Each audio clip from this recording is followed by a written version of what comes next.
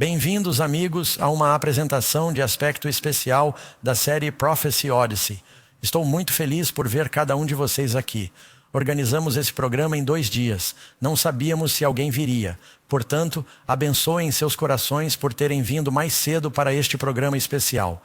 E quero dar as boas-vindas aos nossos amigos que estão assistindo. No último minuto, decidimos transmitir o programa ao vivo pela AFTV e ele está na internet para que outras pessoas possam aproveitar. Se estiver sintonizando, esta é uma série especial de estudos de profecias da cidade de Nova York, chamada Prophecy Odyssey.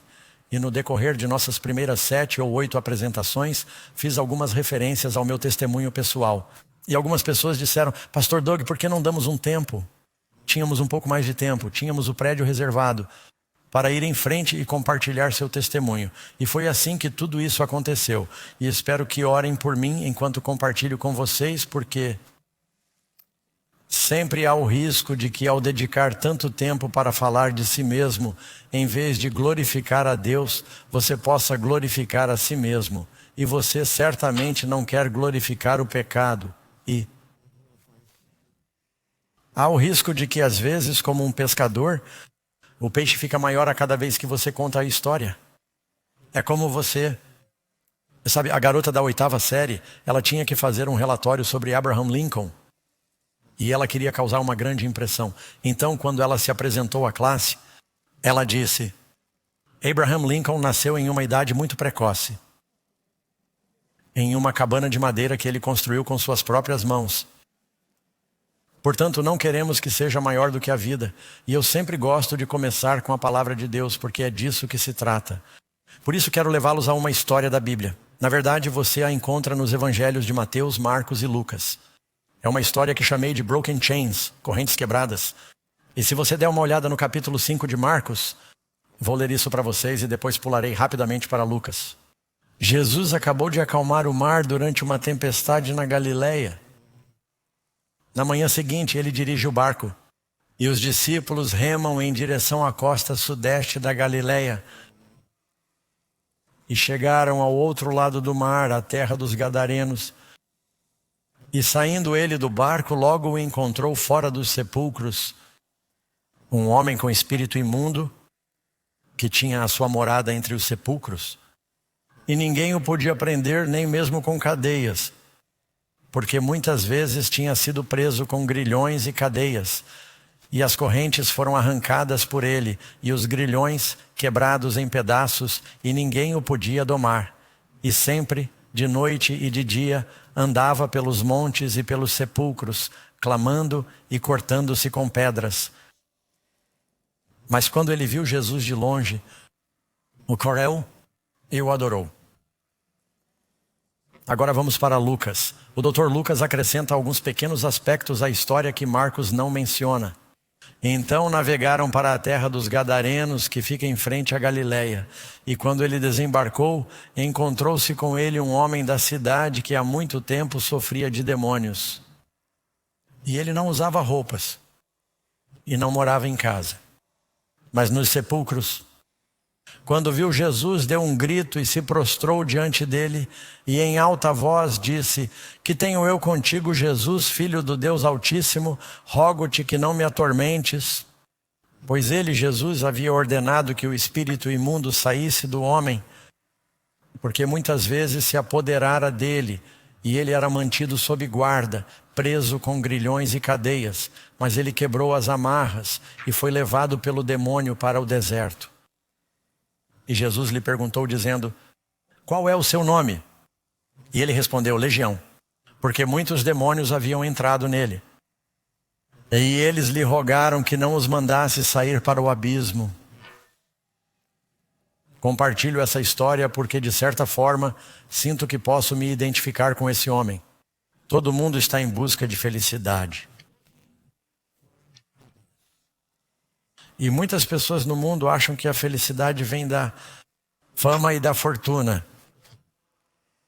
E, na verdade, se não estivermos servindo ao Senhor, estaremos presos ao diabo. Esse homem sobre o qual acabamos de ler é a pessoa mais perdida da Bíblia. Não é possível encontrar um exemplo de alguém na Bíblia cuja condição seja mais desesperadora do que a desse homem. Veja só isso. Ele está correndo nu pelas montanhas, vivendo com os mortos. Se você continuar lendo, verá que está cercado de porcos. Ele tem um problema de corte. Você já ouviu falar disso antes? Cortando a si mesmo com pedras, sempre chorando, arrastando algemas quebradas e pedaços de correntes ao redor de seus pulsos, tornozelos e pescoço. Com cicatrizes e sangue. A propósito, se você for judeu e ler essa história, os porcos são impuros. O sangue é impuro. Túmulos e morte são impuros. Essa história está dizendo a qualquer leitor judeu: impuro, impuro, impuro, cheio não apenas de um demônio, mas de uma legião de demônios. Você consegue encontrar alguém na Bíblia cuja condição pareça mais desesperadora? Mas esse homem veio a Jesus. Isso mudou tudo. Sabe, às vezes sinto que posso me identificar com essa história porque eu estava correndo nu pelas montanhas, vivendo como um animal. E não começou assim, mas foi se transformando. Você sabe, pouco a pouco. O diabo pode entrar em nossa vida se dermos permissão a ele, até sentirmos que toda a nossa vida é controlada pelo inimigo e nos perguntarmos se há alguma saída. Agora vamos voltar ao básico. Todo mundo quer felicidade. Jesus quer que você tenha uma vida abundante. Mas o problema é que a maioria das pessoas no mundo acha que a felicidade vem das coisas erradas.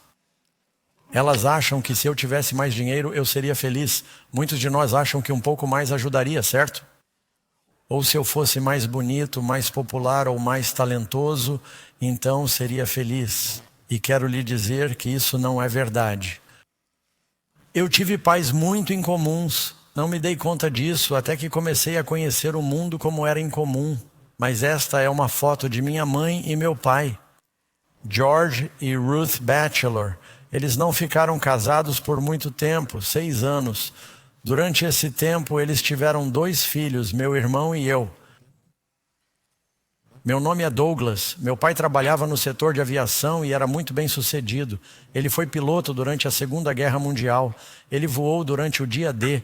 Ele já era piloto antes da guerra, portanto, era um oficial quando entrou no corpo aéreo. Ele foi condecorado. Após a guerra, ele começou a comprar e vender. Sabe, havia um grande excedente de aeronaves após a guerra. Ele começou a comprar e vender aviões até que passou a ter o controle acionário em 2 companhias aéreas. Ele era amigo, na verdade deveria dizer concorrente de Howard Hughes e alguns dos outros milionários. Ele era muito rico, muito bem sucedido. Ele tinha muito dinheiro. Era viciado em trabalho. Aqui estão apenas alguns dos muitos recortes que eu poderia mostrar. George Batchelor, locações aéreas internacionais. Ele não era apenas dono da Bat Air, eles consertavam. Companhias aéreas, Aero Airways, Capital Airlines, controle acionário. Alguém se lembra da Western Airlines? Algumas delas foram fundidas e compradas novamente. E morava em uma ilha em Miami Beach. Aqui está a Nova Miami. George Batchelor, o senhor da aviação de Miami. Ele tinha todos os brinquedos dos milionários. Esse é o iate dele. Não é apenas uma foto de um iate, é o iate dele. A propósito, era chamado de Bachelor Party. Este é o interior. Eu estive nele muitas vezes. Um dia, o plug quebrou. Eles foram até o porto e o iate havia afundado. Você consegue imaginar isso? Um investimento de vários milhões de dólares foi por água abaixo. Mas meu pai, de certa forma, era viciado em emoções. Ele não tinha medo. Você sabe, um piloto. Aí ele costumava praticar esqui aquático. Tínhamos 3 barcos no quintal quando eu cresci. Meu pai tinha um grande barco de pesca. Nós tínhamos um barco de esqui. Eu tinha um barco à vela. Isso era no quintal, em Miami Beach. Ele morava em uma ilha exclusiva. Meu pai corria com carros. Esse é o meu pai, um de seus carros de corrida. E ele adorava aventuras. Tinha todos os brinquedos que você acha que trariam felicidade.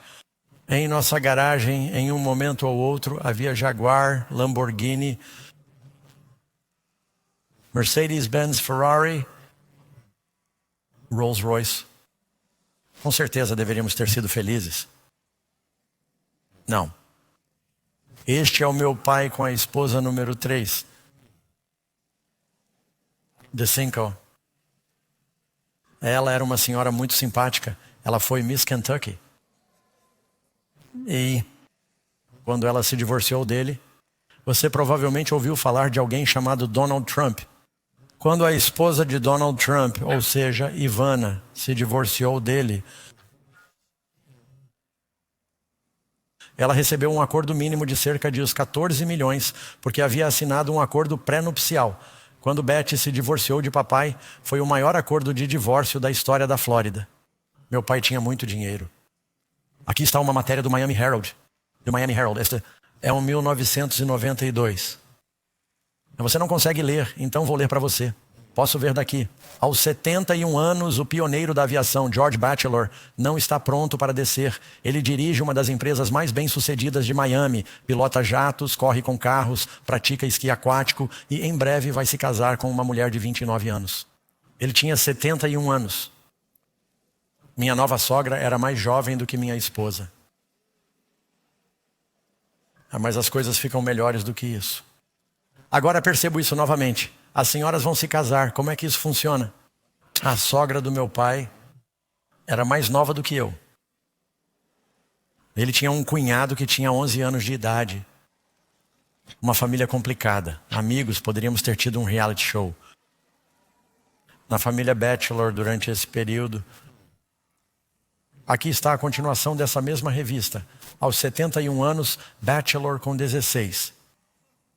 E tem um de seus aviões da Aero Airlines atrás dele.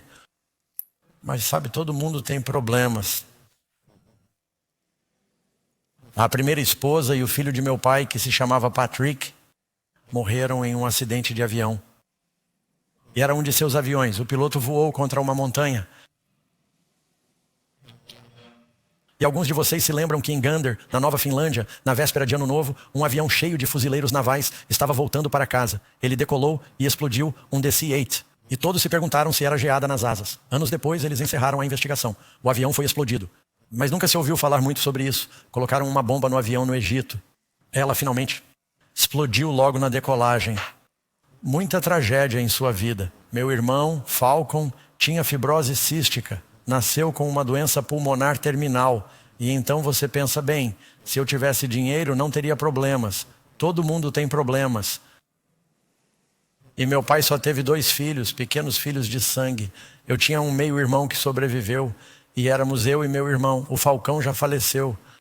Sabe, eu e o Falcon éramos tão diferentes porque tínhamos a mesma altura e o mesmo peso. Ele tinha olhos castanhos. Eu tenho olhos azuis. Ele tinha sardas. Eu não tinha. Ele tinha cabelos ruivos flamejantes. Eu não tinha cabelo. Recebemos nomes de aviões. Ele se chamava Falcon. Ele era muito zoado. Porque você tem o nome Falcon Batchelor E.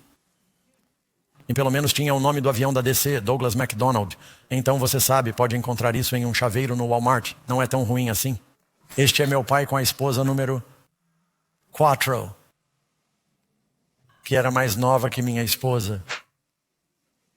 E Karen tirou essa foto dessa forma. Meu irmão, sua esposa, Sandy.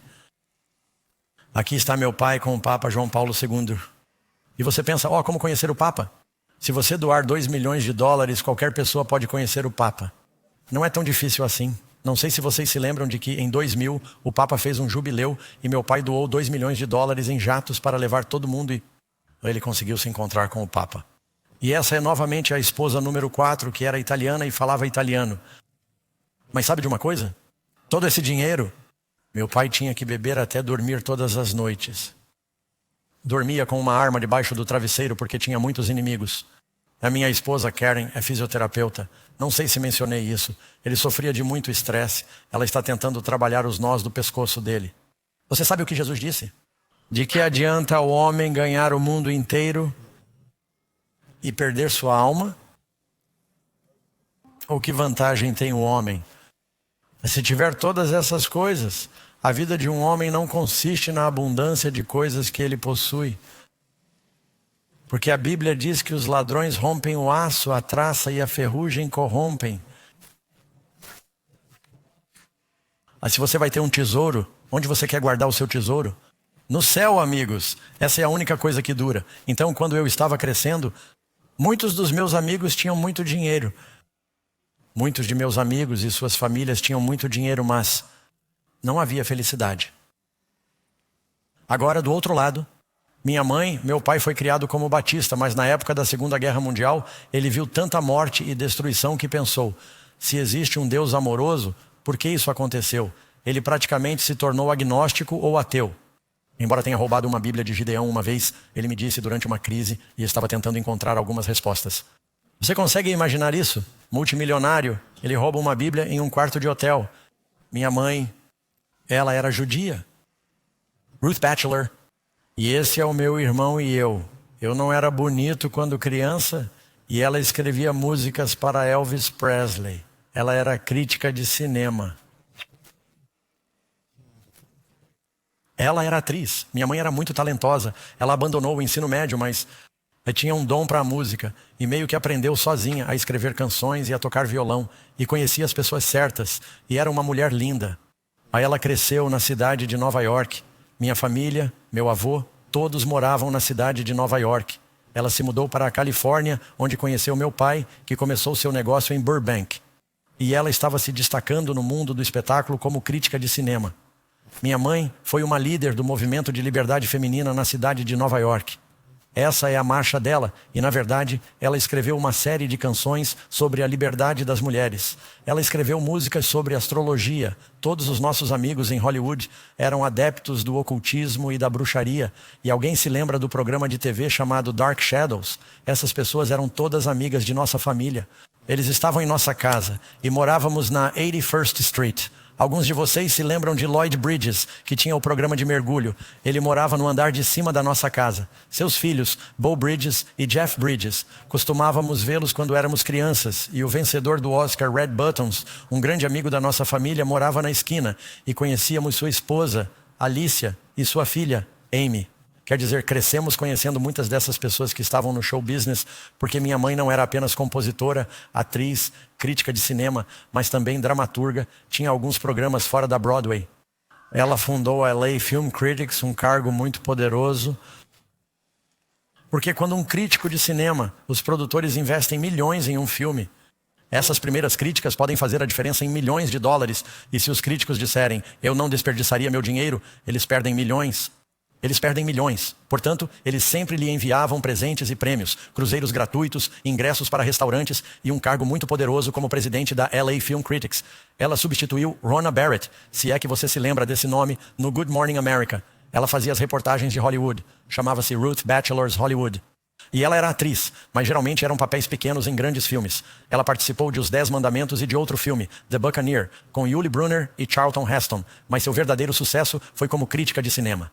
Seu verdadeiro sucesso foi como crítica de cinema. Agora, algumas pessoas acham que quando você conta essas histórias, você está apenas inventando coisas. Então vou apenas mostrar algumas fotos da minha mãe com algumas das pessoas que ela conhecia. Alguém conhece Paul McCartney? Sir Paul McCartney? Sylvester Stallone? Tenho muitas outras fotos, mas elas já morreram e talvez vocês não saibam. Então faço esses programas para jovens e as crianças não têm ideia de quem é Frank Sinatra. Então, mostro os que ainda estão vivos. Esta é Natalie Wood. Ela já faleceu.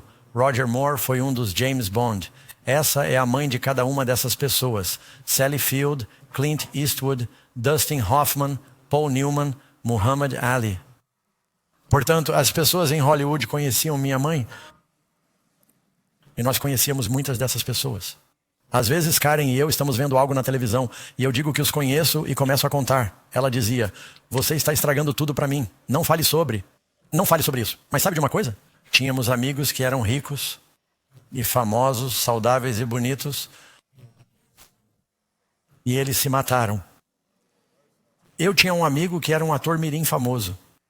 Ele se trancou na garagem em West Hampton, ligou o carro e se matou. Tinha dinheiro, talento, boa aparência, vazio. Não via nenhum objetivo na vida. E assim, vi que o dinheiro não vem, ou a felicidade não vem da fama. Muitas dessas pessoas simplesmente não eram felizes. Muitas drogas.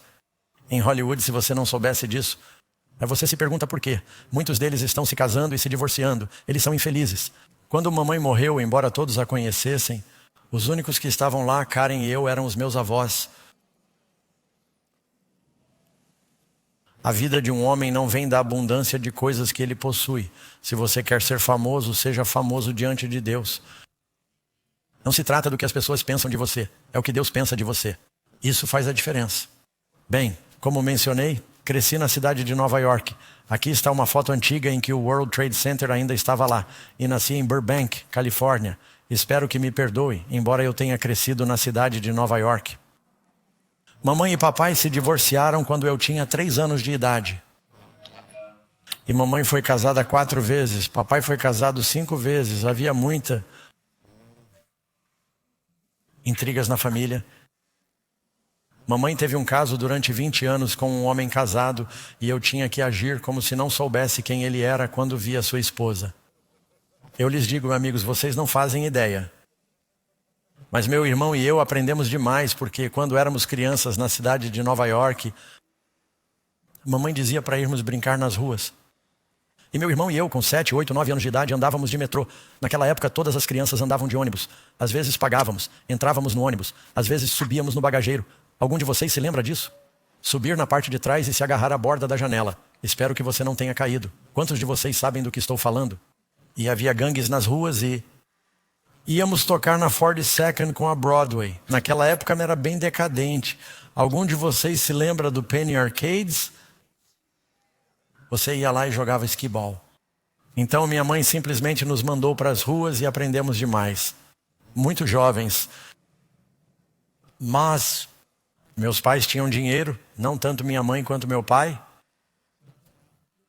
Mas como eles se mudaram e por um tempo meu pai ficou com a custódia, depois minha mãe ficou com a custódia, eles nos mandaram para morar com nossos avós e depois nos mandaram para um colégio interno. Até a 9ª série, estudei em 14 escolas diferentes. Primeira escola militar, Black Fox Military Academy, eu tinha 5 anos de idade. E como meus pais eram muito determinados, eles nos mandavam para um acampamento de verão, o que quer que pudessem fazer para nos tirar do caminho. Então fomos enviados e aqui está meu irmão e eu no acampamento de verão. E aqui estou eu na Academia Militar de Nova York. Alguns de vocês já ouviram falar dela. A propósito, foi lá que Donald Trump estudou. Essa não foi uma declaração política. Karen disse, não diga isso, é apenas um fato. E ali está um amigo meu chamado Bob Boyer. Voltei a me encontrar com ele depois de 50 anos. Ele viu meus programas de TV e, sabe, ele ligou para o escritório da Amazing Facts e disse, o Doug está aí? Diga a ele que o Bob está ligando. E eu não só estudei em escolas militares, como também me meti em problemas nos verões. Vou lhe contar mais ou menos como isso aconteceu. Um dia meu pai e minha mãe fumavam e bebiam, e minha mãe usava outras coisas. Muitas pessoas em Hollywood usam drogas. E um dia ela enrolou seu baseado e disse, Doug, eu sei que você vai encontrar isso na rua, é claro que eu já encontrei. Ela disse, presumo que você tenha feito isso em casa. Então ela começou a fumar maconha comigo. E isso se tornou uma coisa normal. 2 ou 3 vezes por semana. À noite ela queria me deixar fumar antes da escola.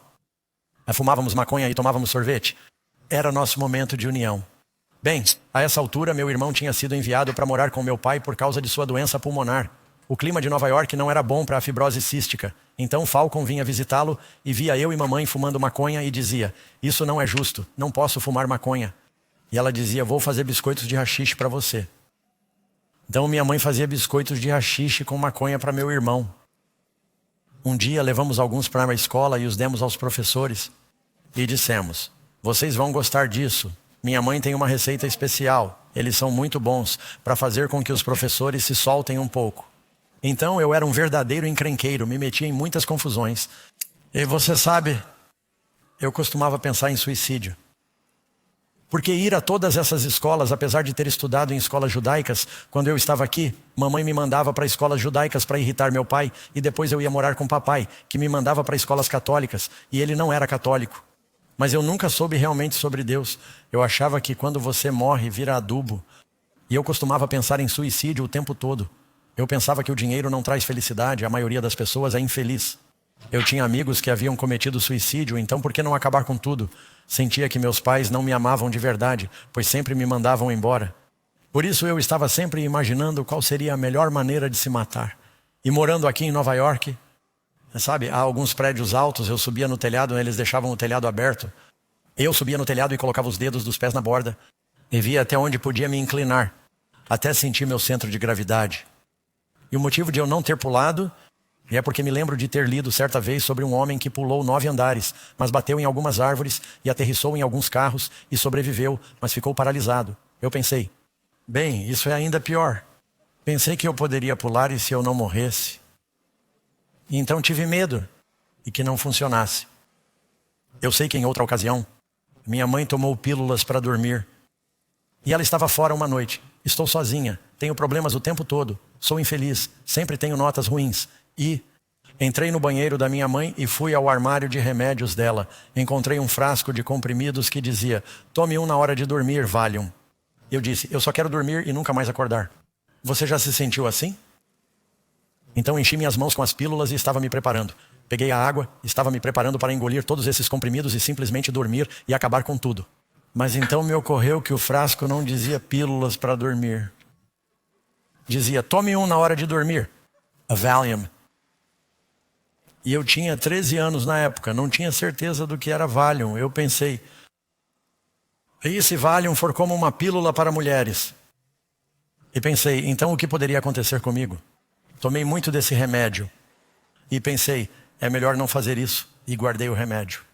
Depois vi um comercial de cerveja. Não sei se algum de vocês se lembra do antigo comercial da cerveja Schlitz. Ele dizia, você só vive uma vez na vida. Tenha todo o entusiasmo que puder. E eu pensei, muito bem, esse é o meu novo lema. Se vou morrer, por que morrer pulando de um prédio ou tomando pílulas? Vou simplesmente ter uma vida o mais empolgante possível e sair com um estrondo. E comecei a me meter em muitos problemas. Não se tratava apenas de fumar maconha ou haxixe com a mamãe ou beber. Eu podia beber em casa. Quando eu morava com meu pai, em sua mansão na ilha. A propósito, esta é uma foto de a Sunset Island número 1. Acabei de tirar essa foto do Google Earth. A casa do meu pai ficava na água, na parte superior. Havia 3 barcos e um guarda de segurança para entrar na ilha. Ei, ele tinha um bar na casa. Eu podia beber o quanto quisesse. E vou apenas mencionar aqui que de todas as drogas que usei, e eu usei quase tudo, mais amigos meus morreram por causa do álcool do que de qualquer outra coisa. Digo isso porque conheço alguns cristãos que acham que um pouco de álcool não faz mal. 1 em cada 7 pessoas que bebem torna-se alcoólatra. Você ficaria com um cachorro que mordesse 1 em cada 7 pessoas que fossem à sua casa? Os cristãos não devem beber. Se não for por outra razão, é porque é um mau testemunho para as outras pessoas. Então eu bebia. E o problema é que tínhamos um mordomo e uma empregada em casa. Então eu bebia durante o dia, enquanto papai estava no trabalho com meus amigos. O mordomo ficava trabalhando no quintal e entrava e dizia, parece que o estoque do Sr. Batchelor está baixo. Ele o reabastecia. Meu pai nunca soube que estava faltando. Então bebíamos muito. E quando eu estava com mamãe, eu sabia onde ela guardava a panela. Ela a guardava na prateleira de temperos. Então eu não só fumava com ela, como também costumava pegar um pouco mais. Então comecei a usar drogas. Comecei a invadir casas e a roubar. Quando eu morava com meu pai nas Sunset Islands, meus amigos, você já ouviu falar da Firestone Tires? Eu namorava a Amy Firestone. Já ouviu falar dos aspiradores de pó Hoover? Sandy Hoover. Nós costumávamos brincar com ele. Ele morava na ilha. E eu poderia começar a nomear essas pessoas diferentes, multimilionários. E eles eram nossos amigos. E todos nós nos metíamos em encrencas juntos. Ficávamos entediados, todos esses garotos ricos e mimados. E o que você quer fazer? E se não fossem drogas, LSD, bebida ou algo assim, dizíamos, vamos invadir uma casa só pela empolgação. Aí começamos a invadir as casas de outros milionários. Eles me desafiavam a fazer alguma coisa. Eu fazia qualquer coisa só para chamar a atenção. Aí o mais triste é que havia uma série de roubos na ilha. Por isso, os milionários estavam chamando a polícia. Eles achavam que os ladrões estavam vindo de barco. E costumávamos ver os barcos da polícia circulando pela ilha para pegar os ladrões. Eram os filhos dos milionários da ilha roubando uns dos outros. E durante esse tempo, nenhuma satisfação, nenhuma felicidade. Comecei a me meter em mais e mais problemas. Minha mãe disse, George, o Doug precisa de mais liberdade. A escola militar tem sido muito restritiva. Ele precisa se expressar. Minha mãe era uma artista, você sabe. Ela encontrou uma escola no norte do estado de Nova York, no Maine, onde não havia regras. Era chamada de escola livre. Esta é uma das únicas fotos que tenho. Sou o que está na parte de baixo, com as pernas cruzadas e cabelo comprido. Sei que é uma foto enlameada, mas é a única que consigo colocar offline. Chamava-se Pinehenge. Era uma escola experimental. Durou 5 anos. O experimento fracassou. A ideia era não obrigar as crianças a fazer nada. Deixá-las livres. Você não precisa ir para a aula se não quiser. Não precisam ir às refeições se não quiserem. Na verdade, a escola tinha apenas 3 regras. Não havia brigas, nem drogas, nem sexo. Você acha que as crianças ouviam as 3 regras? Havia dormitórios coletivos. E para todas as idades. Tínhamos crianças de 8 a 18 anos. Era uma loucura. Estou surpreso que tenha sido legal. Mas eu estudei em uma escola gratuita. Vocês podem procurar na internet se acharem que estou brincando, amigos. Então, falando em mistura, fui para uma escola mais rigorosa da América do Norte, a New York Military Academy, com regras para tudo. Aí louvo a Deus por ter estudado nessa escola, porque podem perguntar a Karen, eu ainda dobro minhas roupas íntimas. Ah, ela também dobra, mas eu arrumo a cama no quarto do hotel. Quando saímos do quarto do hotel, eu arrumo a cama. E depois fui para uma escola sem regras. E muitas crianças tentaram suicídio.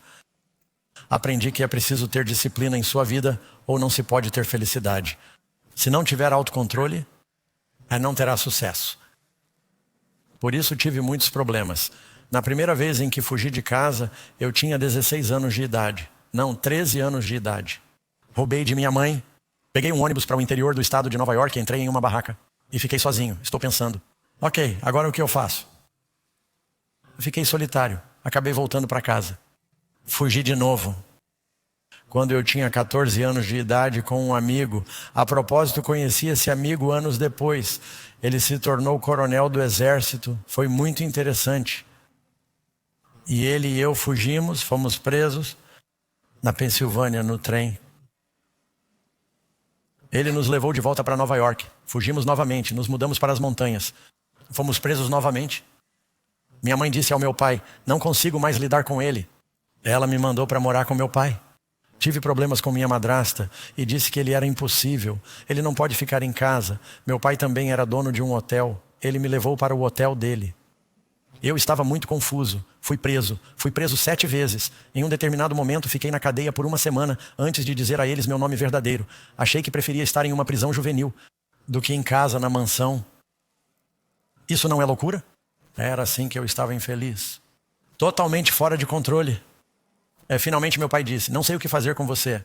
Todo mundo pensou, Doug, você não quer trabalhar para seu pai? Ter uma educação, assuma o controle dos negócios. Veja todo o dinheiro que você terá. Veja todas as coisas que você terá. Eu disse que sim, e vou beber até dormir todas as noites como ele. Qual é o lucro? Eles não estão felizes.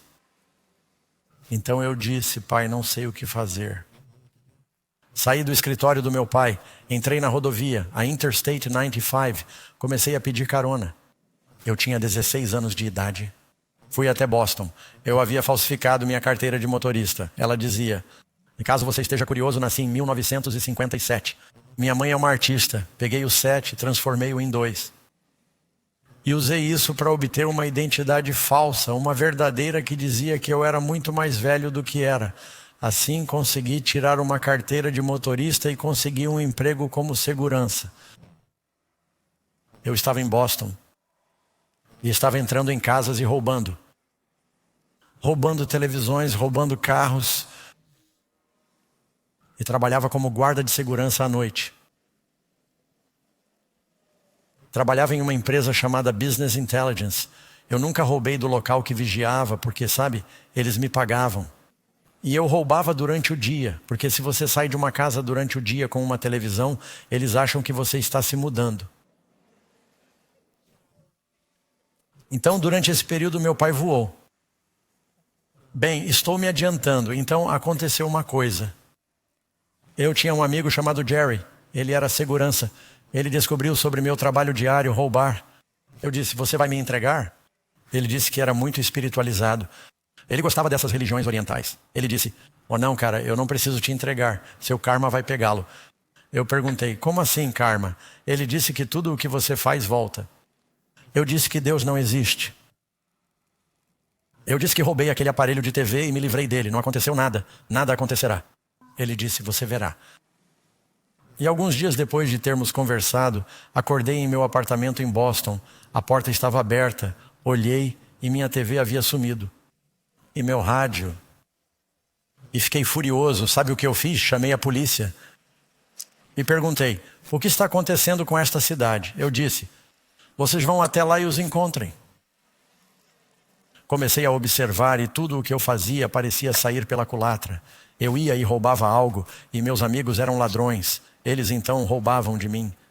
Ou eu roubava algo enquanto estava bebendo ou drogado, escondia o dinheiro e acordava e dizia: não, eu sei que escondi o dinheiro. Onde eu o escondi? Lembro-me de estar com meu amigo Jay Samuels no Brooklyn, roubando, e a polícia. E a polícia descobriu, fomos perseguidos pela polícia e levamos um tiro. Posso lhe contar todas essas histórias diferentes, mas tudo estava dando errado. Roubei um carro em Boston, dirigi até a cidade de Nova York. Tive um pneu furado. Não conseguia entrar no porta-malas, podia roubar o carro, mas não conseguia entrar no porta-malas para trocar o pneu. Tive de pedir carona de Nova York de volta a Boston, debaixo de chuva, uma miséria. E comecei a pensar que talvez Deus existisse. Mas sabe o que me convenceu? Foi uma coisa pequena. Eu não parei de roubar de uma vez, tentei diminuir o ritmo. Porque eu disse que essa coisa de karma pode ter algo a ver com isso. Eu roubava um aparelho de som e voltava para minha casa bufando e ligava o aparelho e ele estava quebrado, num aparelho de som quebrado. Então fui à casa de alguém e roubei uma caixa de mistura para panqueca instantânea do Krusty, uma caixa novinha em folha. Eu fiz isso porque naquela época eu era muito preocupado com a saúde. Eu era hippie, só queria mistura para panqueca de trigo integral. Eu bebia, fumava, usava drogas, mas só queria a mistura para panquecas de trigo integral, porque eu ia me cuidar. Então roubei essa caixa de mistura para panquecas. Na parte superior da caixa, isso foi antes do código de barras, estava escrito dado Heinz Ayers, né? Voltei para minha casa no mesmo dia. Algumas pessoas foram à minha casa sem serem convidadas. Eu tinha um pote novo de Tang Instant Breakfast Drink. Eles pegaram o pote, abriram-no e beberam tudo. E ali, perto do pote vazio, havia uma tampa que dizia Dollars e... Olhei para a mistura para panquecas e disse: o crime não compensa. Deve haver um Deus. Mas eu não estava interessado no cristianismo. Eu passava muito tempo olhando para os cristãos. E eu disse que todos eles eram hipócritas. Eu já tinha ido a muitos cultos religiosos e estudado em uma escola católica. Lembro-me do padre em pé fazendo a comunhão enquanto fumava e bebia. Eu pensava: o que é isso? Liguei o noticiário e disse: os católicos e os protestantes estão se matando na Irlanda. Eu disse: ambos afirmam ser cristãos. Pensei que Jesus tivesse dito: ame seus inimigos. Eles estão explodindo uns aos outros. São todos hipócritas. Cometi o erro que muitas pessoas cometem. Quando eu quis saber o que era um cristão, eu olhava para os cristãos. Se você quer ser um cristão, não olhe para os cristãos. Um cristão não é um seguidor de cristãos. Um cristão é um seguidor de Cristo. As pessoas o decepcionarão. Jesus não o decepcionará. Mantenha seus olhos em Cristo. Se você for olhar para as pessoas, o diabo arranjará alguém para você olhar que o decepcionará. Jesus não o decepcionará. Então eu disse que todos eles são hipócritas. Então eu estava, isso foi durante a era dos Beatles. Comecei a me interessar pelas religiões orientais. E comecei a me interessar por meditação e no budismo. E comecei a me interessar pela meditação transcendental e yoga. É quando você procura por Deus ficando de cabeça para baixo. E tudo o que descobri foi que meu cabelo caía quando eu fazia isso. Depois eu me interessei um pouco pelo hinduísmo. E sabia alguma coisa sobre o judaísmo. E me interessei um pouco pela cabala e por algumas das ciências místicas. E meio que fiz uma mistura de todas essas religiões diferentes. Eu estava procurando a verdade. Cheguei a ir para o sul da Califórnia. Estava pedindo carona pelo país. Peguei carona da Flórida para a Califórnia e vice-versa. Andei por toda parte. Fui a um templo Hare Krishna em Santa Mônica, Califórnia. Porque eles prometiam uma refeição grátis se você fosse ao culto deles. Fui à missão cristã. Estávamos morando nas ruas naquela época. Eu era muito orgulhoso para pedir ajuda ao meu pai. E a missão cristã disse que se você entrasse, eles fechariam as portas e todos esses bêbados e abandonados entrariam e viciados. E eles disseram: nós lhe daremos uma refeição de graça, mas você tem que ouvir a pregação e depois nós o alimentaremos. E era hostel. Então nos sentávamos lá e eu me sentia mal porque todos os meus amigos eram tão desagradáveis e esses cristãos eram tão simpáticos. Eles compartilhavam testemunhos, pregavam um pequeno sermão e traziam uma comida muito boa com torta de maçã. Era ótimo. Nós dizíamos: nos vemos na próxima semana. O Hare Krishna disse: ofereceremos comida de graça se vocês vierem ao nosso culto. Eu disse: ok. Então fui com o meu amigo Jay. E o culto envolveu pular para cima e para baixo sem querer ser desrespeitoso. Só estou contando o que aconteceu. pular para cima e para baixo, e dizendo Hare Krishna, Krishna Krishna, Hare Hare, Hare Rama, Rama Rama, Hare Hare.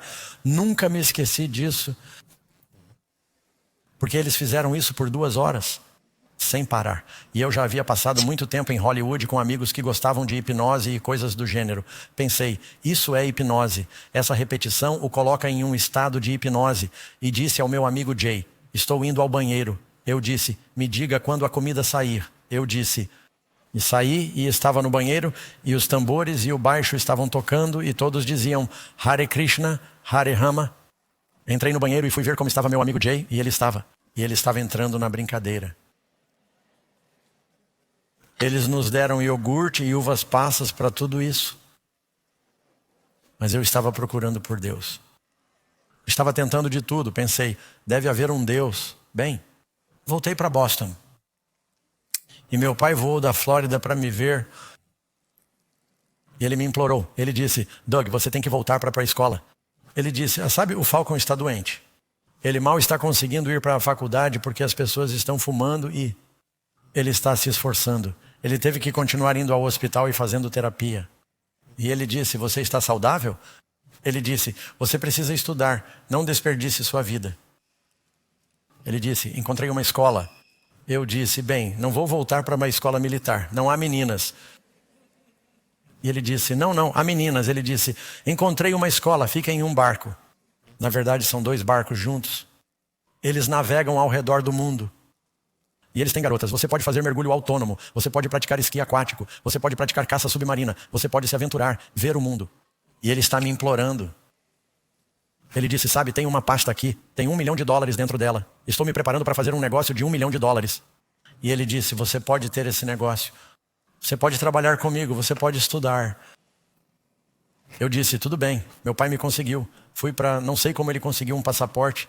Sabe, se você tiver dinheiro suficiente, pode conseguir um passaporte em um dia. Na verdade, acho que lhe mostrei uma foto há 1 minuto. Era a foto do meu passaporte quando eu tinha 16 anos de idade. Meu pai o conseguiu. Ele me levou de avião para Milão, na Itália, para me juntar ao barco. A escola já estava funcionando. Eu me alistei tarde. E ela se chamava Flint School Abroad. Se quiserem dar uma olhada, amigos, algumas pessoas duvidam da história. Esta é, na verdade, uma foto da escola. 2 barcos, veleiros, eles navegavam juntos. Deram a volta ao mundo. A escola estava no barco. E meu pai lhes entregou meu passaporte. Ele disse, vejo você mais tarde. E então descobri que tinha sido enganado. Era uma escola especial para filhos de políticos e milionários que haviam se envolvido com drogas ou com cultos para tirá-los dessa influência. E então eles ensinavam ateísmo. Exibiam filmes sobre Darwin, diziam que Deus não existe, você precisa criar sua própria vida. Esta é sua única vida, você precisa ser um sucesso. E agora estou meditando. Agora estou interessado em Shakti, a ciência espiritual do DNA. Eu estava interessado. E estou em meu quarto meditando. Aprendi uma experiência interessante. Navegamos pelo Mediterrâneo e, sabe, tive algumas experiências. E você precisa ler o livro. Não há tempo para contar tudo. Mas percebi que certa vez estávamos indo do norte da África, Tunis, na África, para o porto de Marrone, na Espanha. E o Mediterrâneo parece pequeno em um mapa, mas quando você chega no meio, é um grande oceano. Não se vê terra por dias. E entramos em uma tempestade de inverno. Foi durante o Natal. E a água começou a entrar pela borda do barco. E tudo embaixo do barco parecia ter sido sacudido. E o vento soprava como um furacão. Então a vela estava rachando tão alto que parecia o som de um trovão batendo palmas. E você podia gritar com uma pessoa a 3 metros de distância que ela não o ouviria. O nariz do barco estava passando por ondas. E as coisas estavam sendo levadas para o mar. E a água estava fria. E o capitão nos disse, se vocês caírem no mar, não podemos dar meia volta nessa tempestade, ou vamos virar. Marcaremos o local onde os perdemos. E isso vai acalmar seus nervos, e todos estavam enjoados. E o capitão estava enjoado. E a vela principal se rasgou. O que você acha que os ateus fazem quando acham que vão morrer? Ninguém estava dizendo Hare Krishna, Hare Krishna. As pessoas estavam orando, elas estão falando com Deus, estão confessando seus pecados, elas sabem o que fizeram de errado, porque prometem a Deus que nunca mais farão isso se Ele lhes der outra chance. E eu estava orando e fazendo promessas. Será que essa é a razão certa para servir a Deus? Sabe, pode ser um bom ponto de partida. Algumas pessoas se voltam para Deus por medo. Esse não é o melhor motivo. A razão para servir a Deus é se você o ama. Se a única razão pela qual você serve a Deus é porque tem medo de que Ele o castigue, então você não vai querer servi-lo no céu. Você quer servi-lo porque o ama agora. Você realmente o ama. Jesus disse, se vocês me amam, guardem meus mandamentos. Bem, sobrevivemos à tempestade. E convenci o capitão a me deixar ir para casa. Eu estava sendo um verdadeiro causador de problemas. Mas ele disse, Doug, o que precisamos fazer para que você coopere? Eu disse, deixe-me ir para casa nas férias de Natal e eu obedecerei às regras. Eu não estava indo às aulas, não estava fazendo minhas coisas no convés. Na escola militar, se você se comporta mal, eles batem em você. Eles não podiam fazer isso nessa escola. E então eu disse, você me deixa ir para casa no Natal. Ele pegou o telefone ali mesmo e ligou para o meu pai, acordando-o por causa da mudança de horário. Então, Sr. Batchelor, desculpe incomodá-lo. Temos boas notícias. O Doug tem mostrado um progresso notável. Achamos que ele está pronto para ir para casa no Natal. Oh, meu pai ficou emocionado. Assim que entrei no avião em Madrid, na Espanha, eu disse, vou tomar uma cerveja. Quero levar um cigarro. Naquela época podia se fumar no avião. Meu amigo disse, você está com problemas. Eu disse, vocês nunca mais vão me ver. E eles nunca mais me viram. Assim que cheguei à Flórida, eu comecei a pedir carona. Primeiro saí de férias com a família para esquiar na neve no Canadá. Depois voltei e quando chegou a hora de voltar para uma escola, peguei a estrada. Vendi todas as minhas coisas para meu irmão. Ele não sabia que eu ia fugir. Eu só disse que precisava de alguns trocados. Peguei a estrada. Comecei a pedir carona da Flórida para a Califórnia. Queria ir morar nas montanhas e encontrar Deus por meio das religiões indígenas americanas. No meio do caminho fiquei preso. Era inverno em Oklahoma. E eu estava congelando, eu estava sozinho. Tinha bebido no dia anterior em um bar.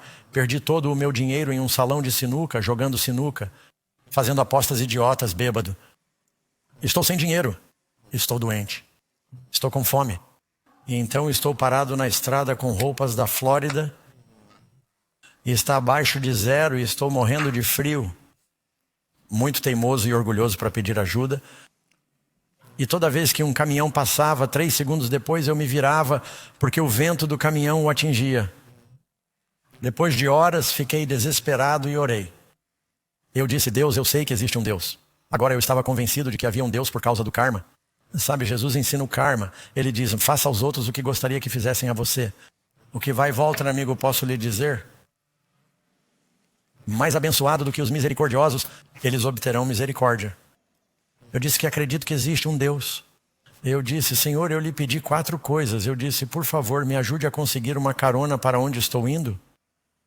Eu disse, estou congelando. Eu disse, Senhor, o Senhor pode me perdoar? Eu sei que tenho sido uma pessoa ruim. Quero dizer, eu realmente era uma pessoa muito ruim. Eu disse, Senhor, me ajude a conseguir algum dinheiro. Eu estava sem dinheiro, ajude-me a conseguir comida.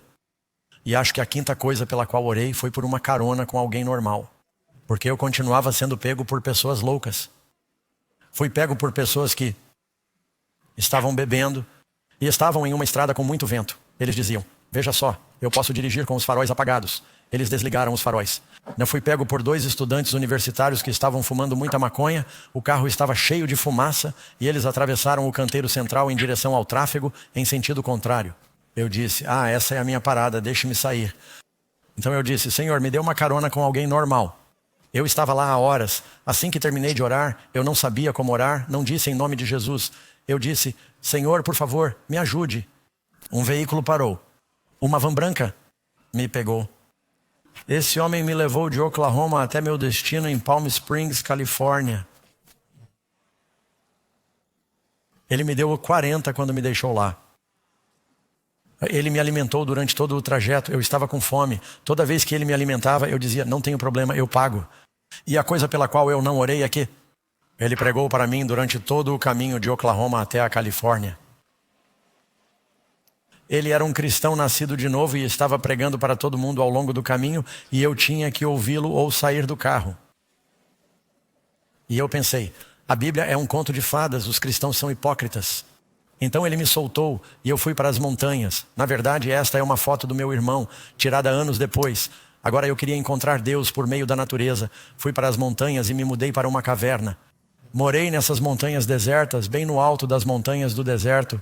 Karen esteve lá algumas vezes comigo, bem acima de Palm Springs. Se você voltar para o outro lado, há um oásis. Quase ninguém sabe sobre ele. Durante a Covid, voltei lá com meu filho de 25 anos. Filho de 25 anos na época. E quase não consegui, pois é difícil de chegar. A montanha de 11 mil pés, lá é chamada de Monte San Jacinto. Morei em uma caverna por 1 ano e meio. Tirei todas as minhas roupas, porque agora vou encontrar Deus por meio da natureza. Amigos, estávamos na década de 70, os Flower Children. Era uma loucura. Sei que não faz sentido. Eu caminhava até a cidade uma vez por semana para Palm Springs. Eu tocava flauta e fazia panhandle. E pegava comida na lata de lixo, atrás do mercado. Meu pai descobriu pelo meu avô que eu era um mergulhador de lixo. Isso partiu seu coração.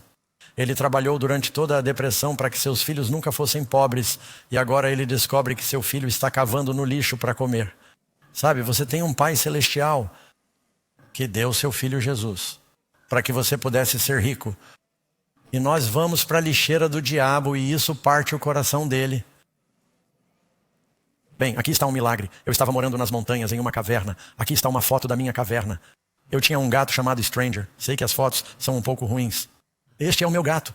Tinha uma piscina do lado de fora da minha caverna com uma cachoeira, um lugar lindo. Alguém havia deixado uma Bíblia na caverna. Pensei em ler a Bíblia para poder discutir com os cristãos, porque eu sempre encontrava esses hippies convertidos, que chamávamos de loucos por Jesus naquela época. Eles tinham o movimento de Jesus naquela época, e eu discutia com eles. E eles falavam sobre santificação e lavados no sangue, e eu achava que essas pessoas eram loucas. Mas eu não conhecia a Bíblia, então pensei, bem, eu preciso, pelo menos eu era um bom leitor.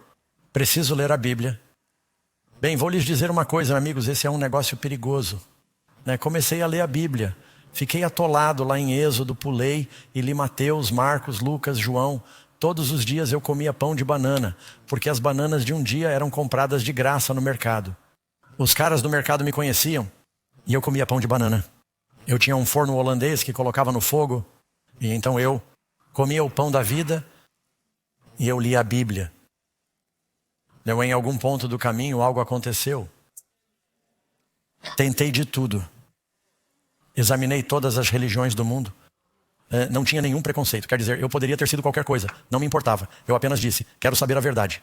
E enquanto lia a Bíblia, eu dizia, isso não pode ser verdade. Noé e a arca e Adão e Eva, mas uma voz dentro de mim disse, esta é a verdade. Essa é a verdade. Eu disse, mas Jesus não viveu de verdade. Ele é uma lenda. Fui até a biblioteca. Eu disse, não, ele viveu. Nós datamos a história a partir de seu nascimento. E finalmente eu disse, bem, eu só tenho uma das 3 opções.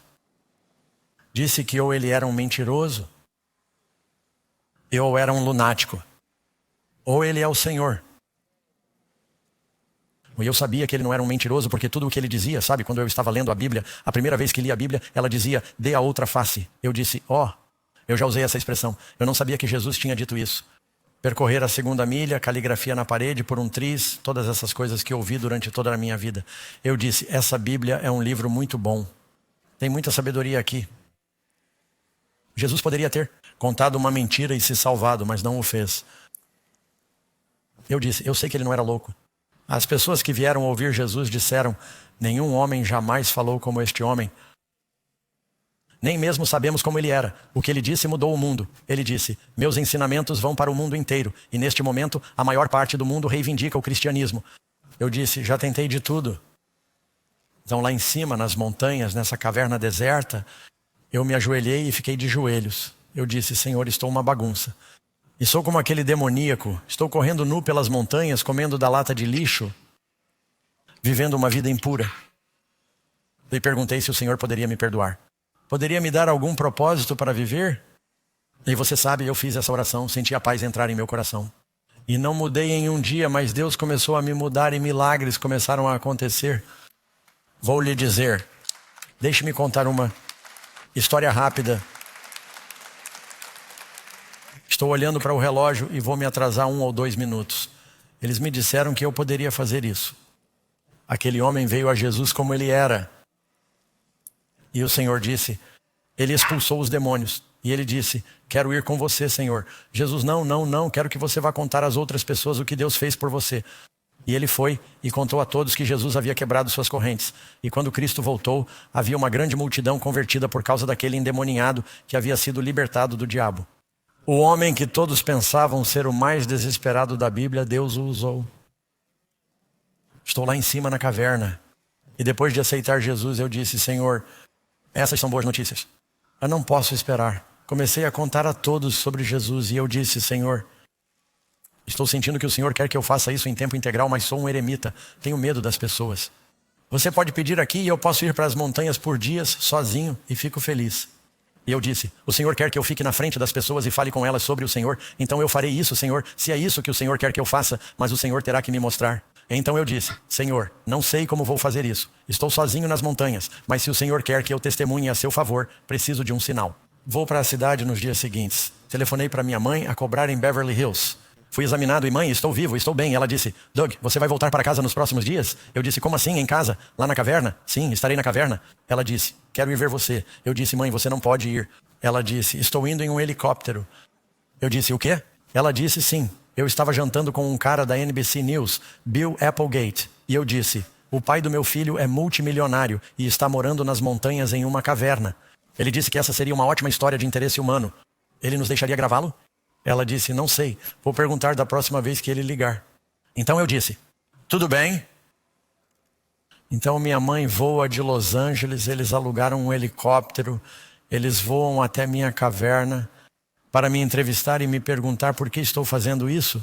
E agora tenho a oportunidade de compartilhar brevemente meu testemunho. Esta é uma foto deles em minha caverna. Eles tinham uma equipe de filmagem que tirou essa foto.